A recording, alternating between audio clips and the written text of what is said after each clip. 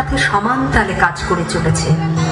রাজনৈতিক কি অর্থনৈতিক সকল ক্ষেত্রেই তাদের অবদান অনস্বীকার্য। বর্তমানে আমাদের দেশের মন্ত্রী, বিরোধী দলীয় নেত্রী, স্পিকার থেকে শুরু করে সকল অবস্থানেই বিরাজমান নারী। কিন্তু তারপরও কি থেমে আছে নারীর প্রতি সহিংসতা, নির্যাতন?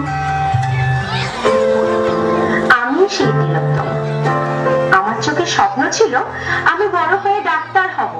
আজ এখানে যারা বসে আছেন, আমার কথা শুনছেন, সত্যি আমি ডাক্তার হতে চলেছিলাম। হ্যাঁ হ্যাঁ, সত্যি।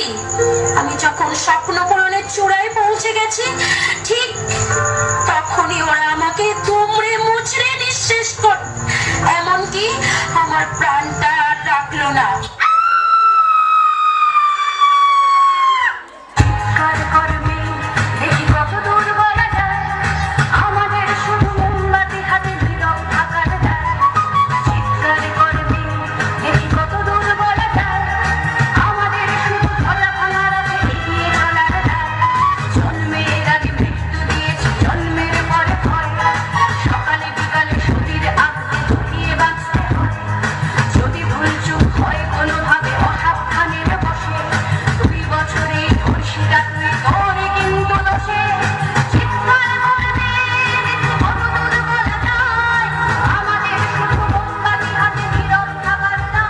আমি সেদিন আমার সমস্ত মিথ্যে পোশাক ছুঁড়ে ফেলে দিয়ে আমি হয়ে উঠবো সেই অসামান্য।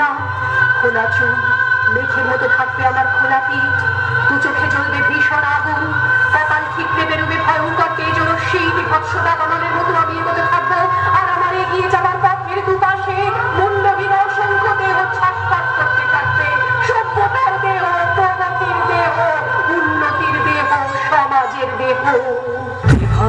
এই চুল্লিতে মা আগুন দে, আর একটু কাল বেঁচেই থাকি বাঁচার আনন্দে।